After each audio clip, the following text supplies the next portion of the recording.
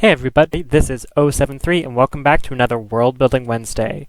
Something I noticed over the past few recordings is that my timer tab wasn't working correctly. If I clicked off the tab, then it would stop the timer or it just wouldn't alert me to how much time had passed. So this time I'm using a timer on my phone, so now I'll have a lot more accurate readings. Again, I'm just super excited to go through this story making process with you guys, and without further ado, let's get started. So our word of the day is silence. Okay, start the timer. And so we have silence. All right, so silence, obviously, it's a lack of noise. Generally, it's a moment of tension. There is some sort of conflict. There is some sort of lacking. Maybe there's a need that's unmet. Maybe it's more about the words that aren't said. Maybe it's got a mood of fear. Maybe it's a mood of anger. Maybe it's a mood of love, and you don't need words to express it.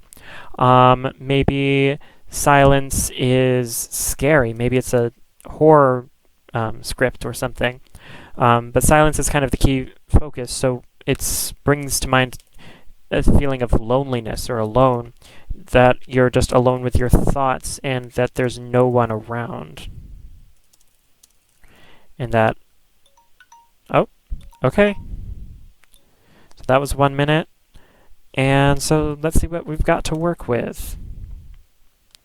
So we need some tension that arises from this silence, and we need this to have some sort of conflict, some sort of feeling of interest, because just a person standing in a room is not a super interesting story unless there's something that they're trying to accomplish or something that they're working through or working for.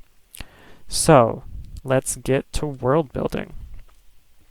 So we definitely played it a little darker last time, but let's think of ways that we could incorporate silence into this story.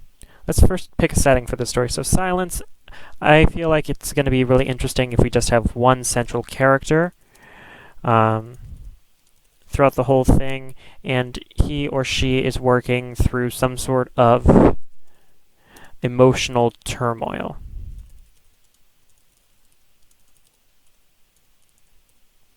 And it's more about the words that are not said, so it's more about what he's doing. There's some action that he must complete. There is some thought that he must have, some idea that he needs to execute, but the tension arises from this idea that he cannot do it, or that he's struggling to achieve his goal. So with this silence, what is this character doing? So let's just give this character a name right off the bat so we don't forget. Let's call this character... well, actually, let's name this character after we build this world. So maybe this person is isolated. Let's just build a planet for him. I feel like it would be fun to explore a planet. Let's make it a hostile planet, and let's make this planet. So silence is definitely an auditory sort of word, or it denotes an auditory connotation. So let's make sound a very large factor on this planet. Let's say that there are creatures who, well, obviously creatures even on Earth communicate via sound, but what if these creatures don't communicate through sound? What if they communicate through touch, and that's their only way? They have no method of vocalizing their words, or maybe their bodies are so lightweight and the ground has such a low or such a fuzziness to it that there's barely any sound. So what can we do with this? So there's barely any sound on this planet, so these creatures communicate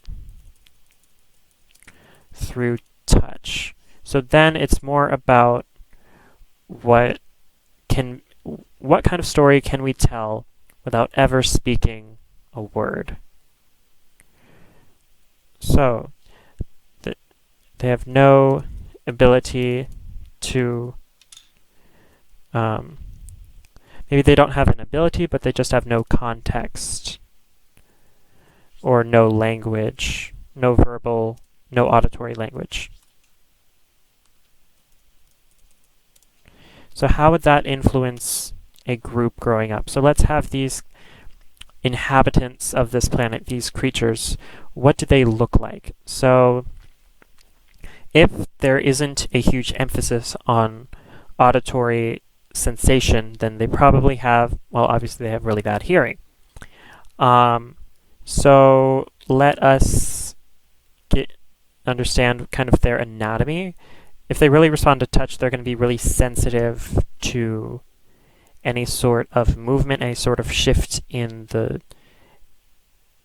air current. So let's make these creatures live on a planet with a very strong wind, with very strong winds, very strong rain, a lot of weather, and that's going to dictate how they interact. That's going to provide some unique challenges for them. That's going to provide some interesting dynamics. So they have, well, some types of weather is rain, wind, snow. So these all come from the sky. So let's make this an aerial sort of society. And we're still going to have one central character with this thought and this fear, but we're going to portray it through his emotes, through his face, through his body language, through his actions. So what kind of things should an aerial society look like? What is their anatomy? So they have small or non-existent ears, but they're also highly sensitive, like we said. They have, so what sort of things would be interesting? So if it's an aerial society, they can sustain flight somehow. So either they can fly, or they have devices that can help them fly. Let's give them the ability to fly. So do they have wings, or do they have special powers? What if they're magnetic? Let's make them magnetic. I think that would be super cool. If they're magnetic, then they can move to different areas and sustain a pseudo flight based on the like the polarization of various metals.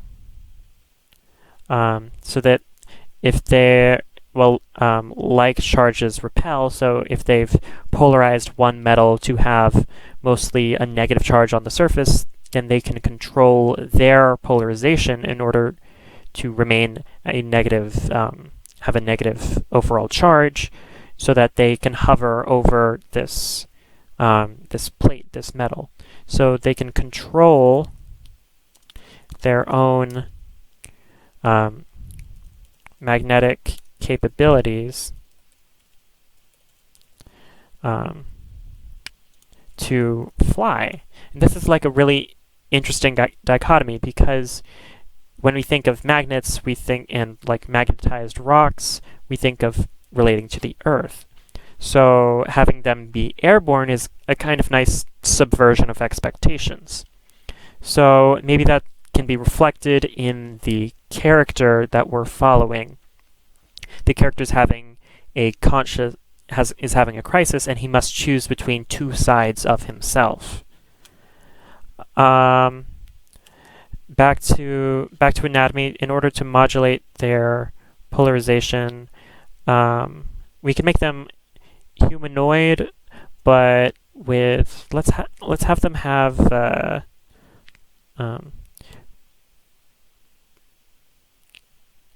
they can let's have them have larger body parts just in general, specifically hands, feet, and head, because they're on the outer extremities. They're not towards the center of the body, because on the outer extremities will be interacting with the environment and thus can sense and modify their polarization as needed. So that's kind of a nice way of how their structure will sort of follow the function of their abilities. So let's have these magnetic, humanoid-like creatures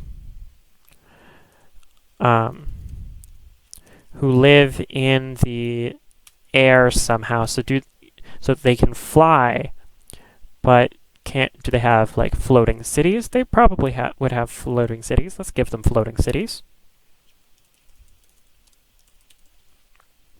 And by floating, they're floating magnetically. And let's see what else. These cities, would be Earth-based architecture.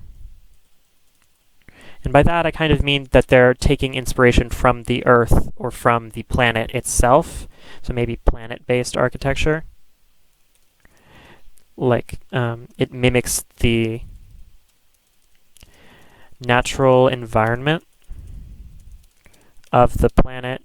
Now they've just constructed it so that it's can be floating and can be readily used for their society's purposes, which are, food, shelter, etc. All right, so we have this society. Are they a colonization force? Are they a free living society? What kind of technology do they have? Obviously, their technology should revolve around this magnetic characteristic. So what if their goal as a society is to harvest these metals from the Earth or from the planet in their, let's call them sky refineries, and to enhance their powers.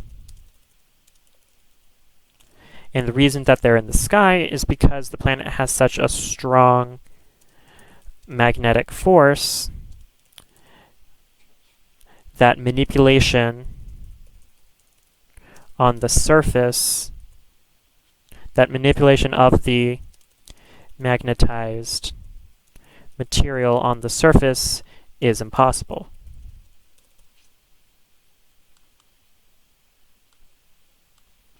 Okay, so we have our world now. They are harvesting this metal to refine their powers. Why are they refining their powers?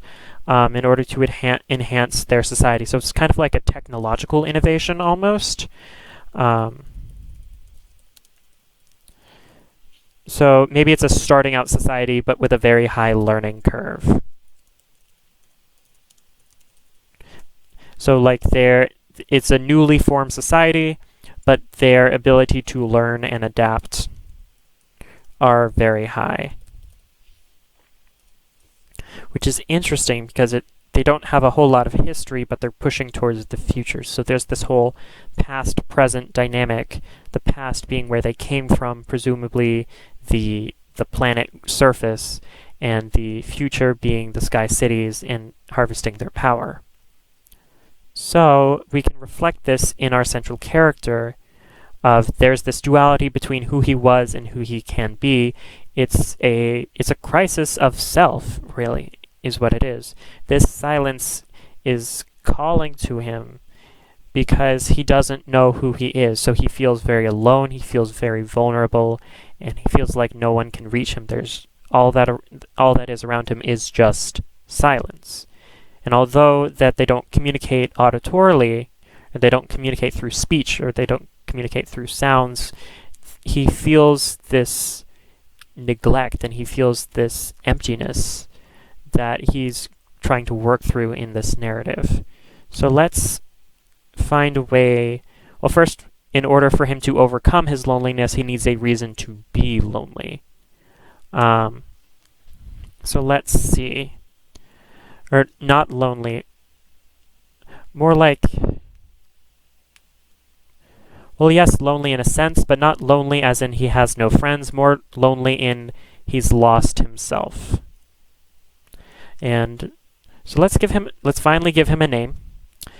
So since we have a society based on magnets, based on flying, based on gathering minerals from the earth or from the planet, he needs a certain name. So there are two facets kind of that I think about when we're dealing with this particular duality. We have the earth, so I'm thinking very large and very cumbersome, very stubborn, very bulky name.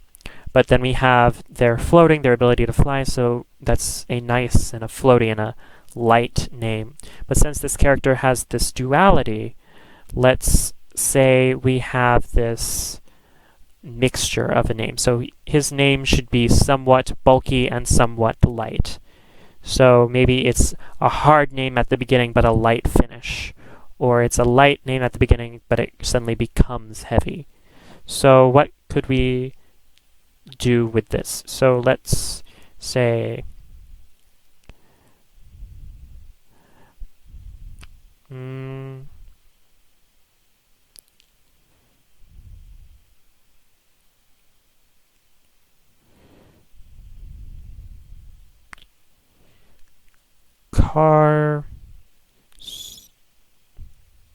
Carsuing.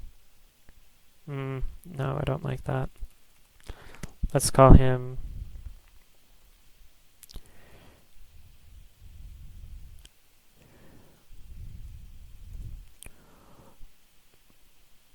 Bowl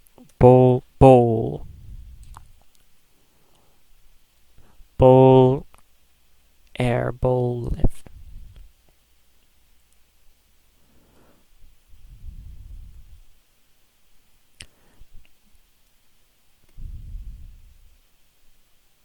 Bolar?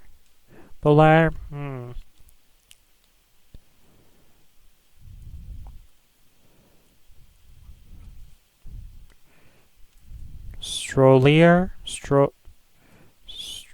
Stromboli.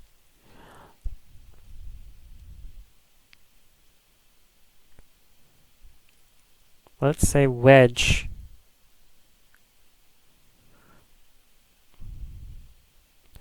Wedge is a very thick and it's a very sturdy name. So Wedge.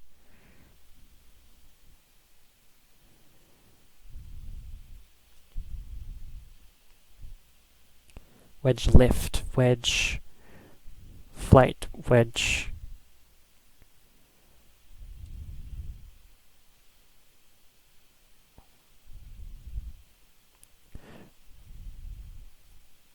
Wedgemir.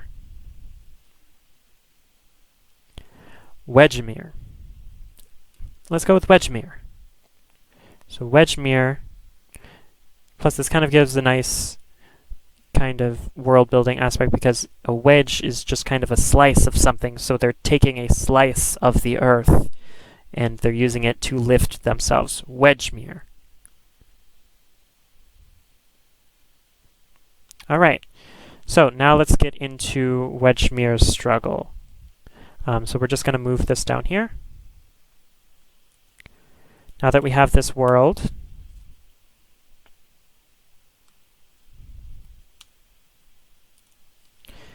so he's working through the emotional turmoil. There's a tension because he cannot do it. He's struggling to achieve something. He's struggling to achieve his goal. He is, as we said, having a crisis of the self. He doesn't know who he is. and he's trying to choose between two halves of his whole.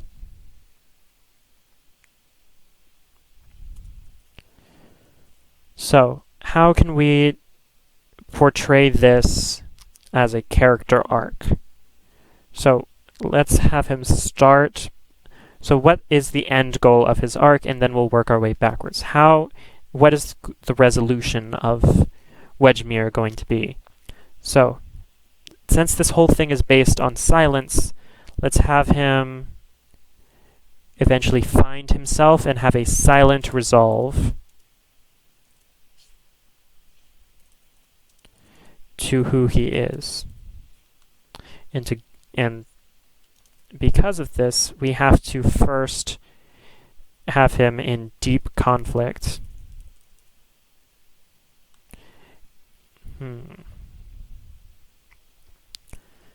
So, it's drawing between his past and his future. Can he redeem himself for his past? Can he take what he has learned and use it to better himself in the future?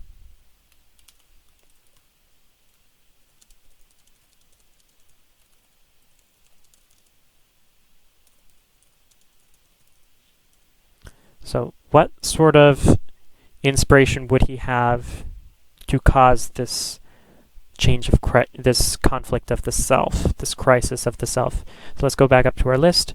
Let's see this need unmet, these words that aren't said. Well, that's encapsulated in something else. Fear, anger, love, scary, and alone. So we have a lot of material to work with here. We have fear, anger, and love. These three are kind of the big ideas, the big things that might throw himself into this conflict. So what happened that is making him question who he is? Fear, anger, love. Maybe his guardian or his parent has passed away.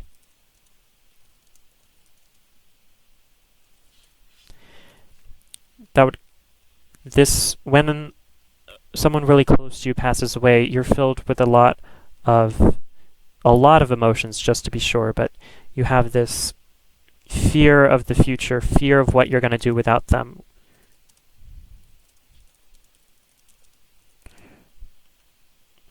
What are you going to do?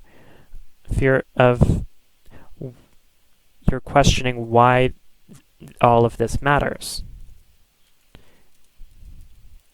if it ends. You have a lot of anger. Why did they have to leave you?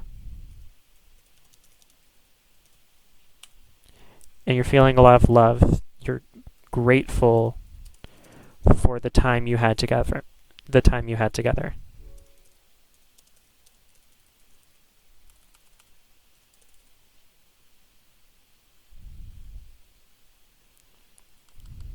So, this loss of someone important to him causes him to take a step back and reevaluate why he's feeling this way, his relationship with this parent, but also this relationship he has with others. He wants to make a change. He wants to see himself for what he is, and he wants to be better. This is a self-improvement story. So, and this parent's passing away has really shown him that he needs to really understand where his life is going and understand why he's doing what he needs to do. So, he doesn't know who he is without them. So this is about forging his own identity without the help of someone he loves. So how do we portray this story without words? That's going to be the real kicker. But I'm just going to jot down the few notes that we had just so that we don't lose it. So his primary conflict Who is he without his, let's say, his father?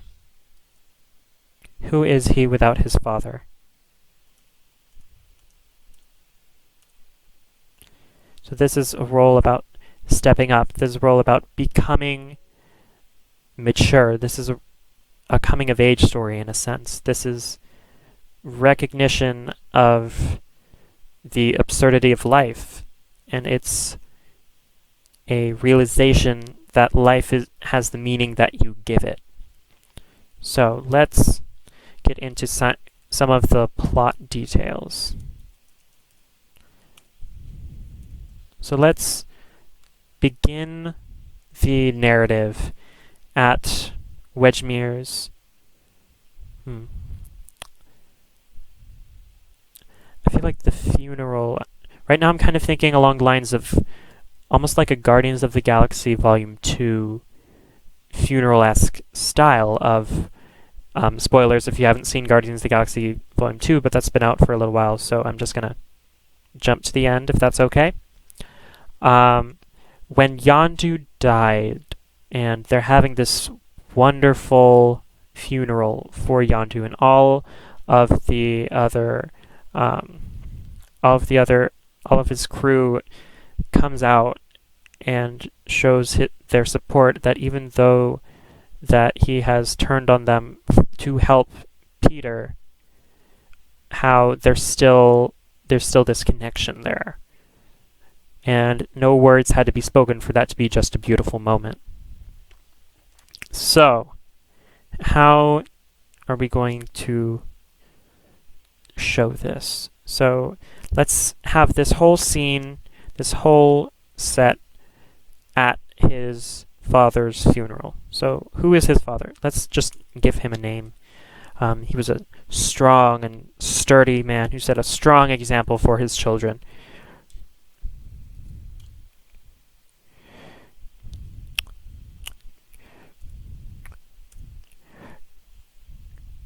Jeremiah.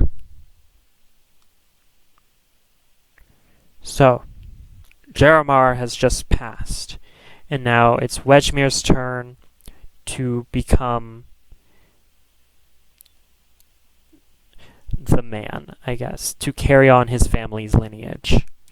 So, let's start out the scene of Wedgemir surrounded by his friends and family, and he is inconsolable.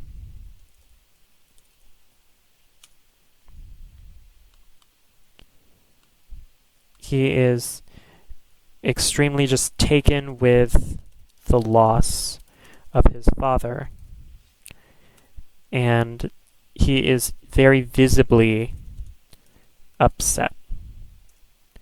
And his friends, since they communicate through touch, their way of passing on that they're there for them is to touch him on the shoulder, just to let them know of their presence.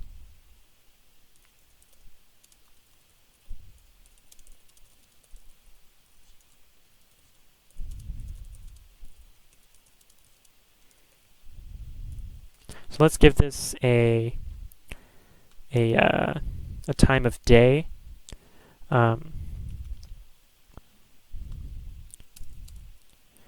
They're at the funeral, and this is early morning.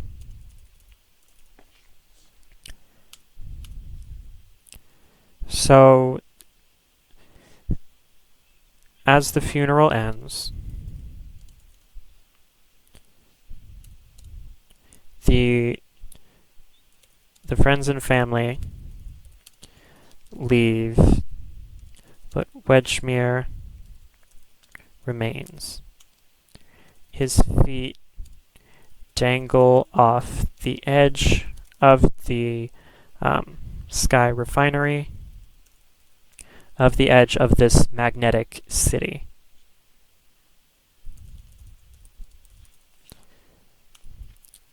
And he's just looking off into the distance, deep in thought.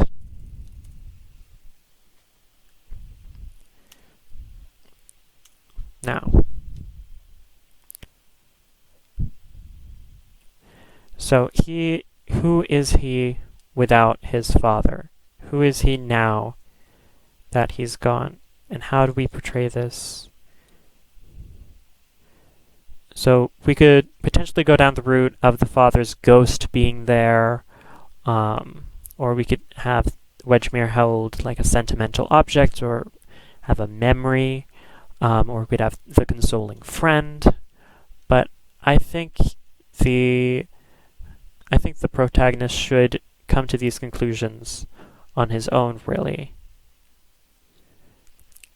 So he's lost in thought, so maybe he feels the need just to escape. So he flies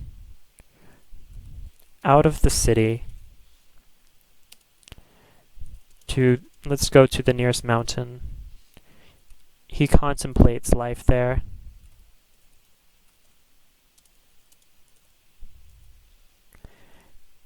He watches some of the surface creatures, some of the young surface creatures, play in the sunlight. And it reminds him of what it was like growing up. Maybe he's focusing particularly on a father and son playing together. It reminds him what it was like with his father. So even though the father isn't coming back, we can kind of see what really their relationship was through how he's viewing the world. He's viewing the world of this, he has this sentimentality. And as he soars over the land, he sees all of these creatures.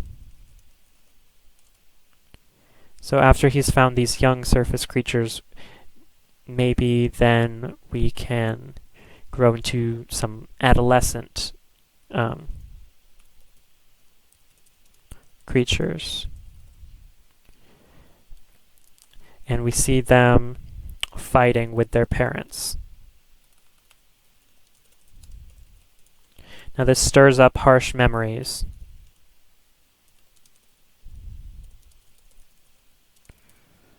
For Wedgemir. And Wedgemir actually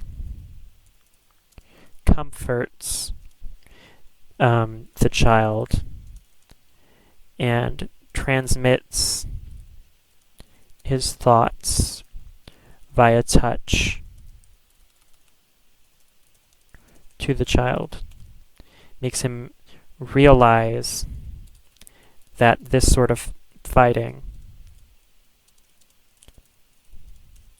is pointless, and that what really matters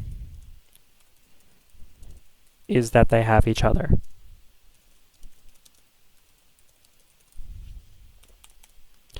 Now let's go into these adult creatures as the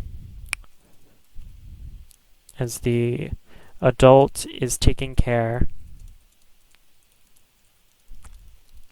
of the old relative and of the old man. So I think you can see the impact that Wedgemir is going to have on this child in adolescence. Maybe Wedgemir should have some impact earlier on to kind of even parallel his journey with all of these people that he's meeting. So this parallels, so how can he interact with these young kids? Maybe they drop a ball and it rolls over to Wedgemir, and Wedgemir hands it back.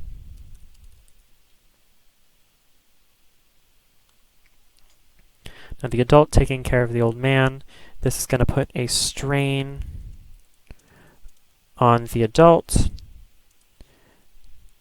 because it's very difficult to care for an elderly relative, especially if they're close to leaving. So how can Wedgemir comfort this adult? So maybe the adult has not an outlash, but like maybe the adult is overwhelmed. And he takes a minute outside to compose himself. Wedgemir sees this and lets him know that it'll be alright. So he's working through his problems through the lives of other people. And he doesn't, even though this story began as kind of a question of crisis, Wedgemir's journey now, instead of a question of crisis, has become a question of maturity. Can he take this loss, understand it, and move forward? So in a sense, it kind of is a question of crisis because this father figure has impacted Wedgemir so deeply. And we can see kind of this relationship mirrored in these other creatures, but Wedgemir knows the impact that his father had. And he's slowly understanding what he had to go through from an outside perspective.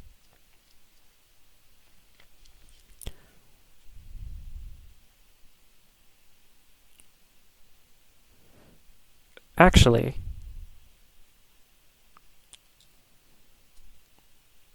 I think it would be more interesting, instead of Wedgemir interacting with the children, what if he interacted with the adults so he gets closure with, in a sense, he gets closure with his father. Hence it, because he's interacting with himself, he knows how he feels. He wants to understand why his adult has left him. So drops the ball, rolls over to Wedgemir, hands it back to the adult, and they laugh about raising children. Wedgemir comforts the adult and transmits his thought to the adult via touch. No, that doesn't fit here. Let's see. Wedgemir runs into the adult and asks why he and his child are fighting.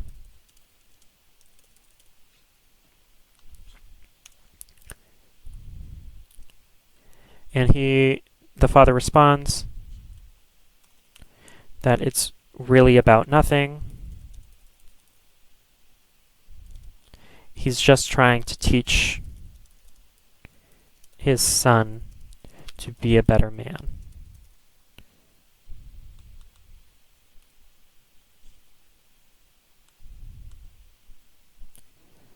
And this is a strain on the adult. The adult's overwhelmed and takes a minute outside to compose himself. Wedgemir sees the old man through the window and reaches out his hand so they can communicate. Now the old man says that he knows it's almost time, and that even though he's going to cause pain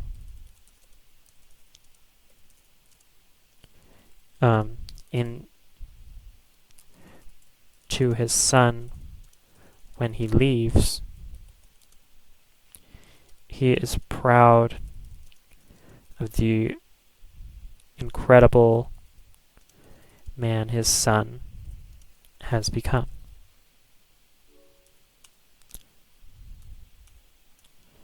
So, upon hearing the man's story,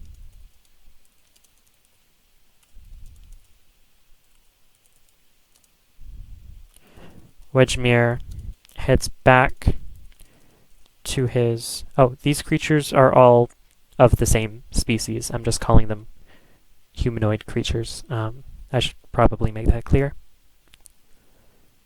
So, upon hearing the old man's story, Wedgemir heads back to his city as night falls. And then he turns around once more to see an amazing sight. Now, the Aurora Borealis, the northern lights, are caused by the intertwining of an electromagnetic field. So, what if on this world we created such a field and created these wonderful Aurora Borealis lights?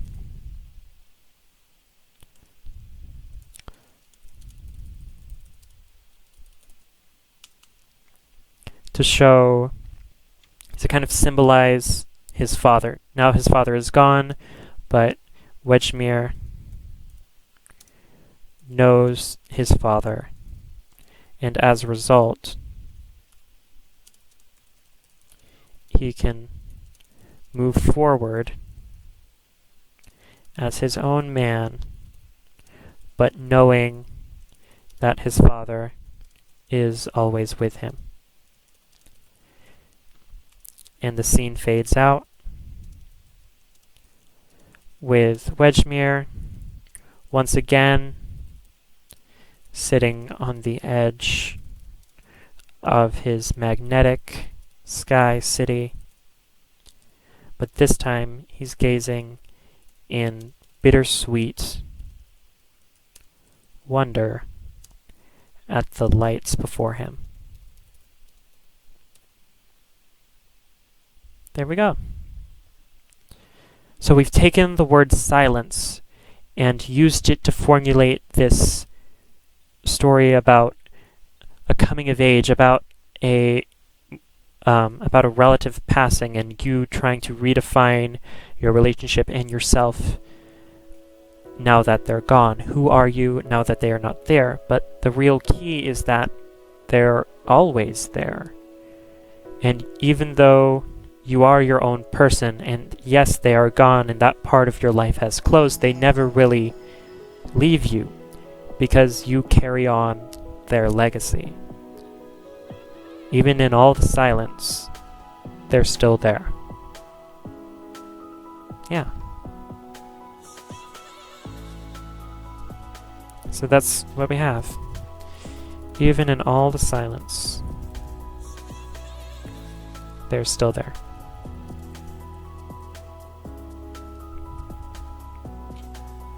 Alright. Thank you guys for joining me on this World Building Wednesday. This has been one of the greatest decisions to start this channel. I've loved every single minute of it, just getting to explore these stories that we can create, setting aside time for me to just be creative and see what I can make, see what I can do. It really touches my heart that I can sit down and just write these stories. And it touches my heart that you guys are there listening as well, watching me come up with these ideas. And it's just an incredible experience. And if you ever have the chance to build your own worlds, or you ever have the desire to build your own worlds, I should say, I really encourage it. It's just a wonderful feeling to see the stories you can create. Thank you guys so much for joining me on another World Building Wednesday. 60 seconds to turn one random word into one awesome story is a lot of work, but it's so much fun. Remember, if you want to know who I am and see what I look like, we just need to hit 100,000 subscribers. So please like, comment, and subscribe. Until then, I am 073, and who I am, we'll see. Thanks, guys.